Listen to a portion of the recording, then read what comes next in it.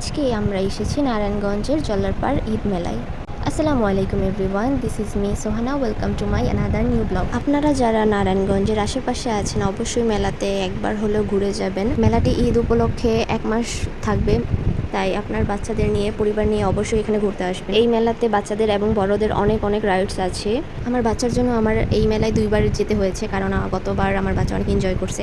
কারণ বাচ্চাদের এখানে অনেক অনেক রাইডস আছে, যেমন স্লাইড রাইড, কার ride, dragon ride, jumping ride, আবার বড়দের জন্য নাগরদোলা, আবার নৌকাও আছে।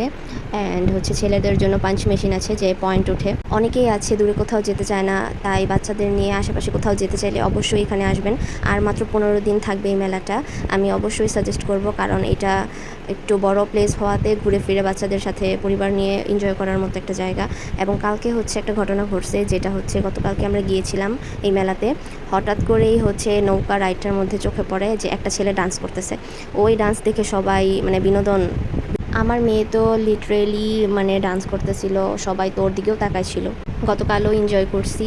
ওইখানে শুধু রাইড এবং খাওয়া দাওয়ার ব্যবস্থাও না, ওইখানে কিন্তু আরও অনেক খেলনা, তারপর হাঁড়ি পাতিলের দোকান, কসমেটিকের দোকান, আরও অনেক ধরনের স্টল আছে। আপনারা ঘুরে ফিরে সব কিছু দেখে ওইখানে অনেক কিছু কেনাকাটাও করতে পারেন। তো আমি আবার একটু অ্যাড্রেসটা ঠিকমতো বলে দিই। এটা নারায়ণগঞ্জের জল্লারপাড় লেক।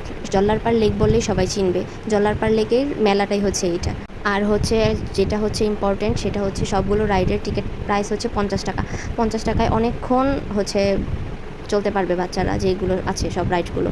তো আর কি, আমি যে ছেলের ডান্সের কথা বলতেছিলাম, তো আপনারাও একটু বিনোদন দেখেন ছেলেটা কীভাবে ডান্স করতেছে। সবাই তো ওনাকেই ভিডিও করতেছিল গতকালকে।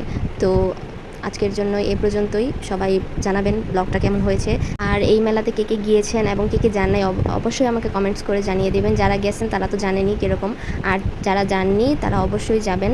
অ্যান্ড এই মেলাতে গেলে অবশ্যই আপনারা একটা কথা মাথায় রাখবেন, আপনাদের ফোন আর আপনাদের যাবতীয় যে দরকারি জিনিসগুলো, ওইগুলো সেফ রাখবেন। স্বাভাবিক মেলা টেলার মধ্যে অনেক ভিড় থাকে, তো সেফ থাকাই ভালো।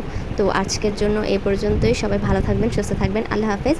দেখা হবে নেক্সট ব্লগ ভিডিওতে।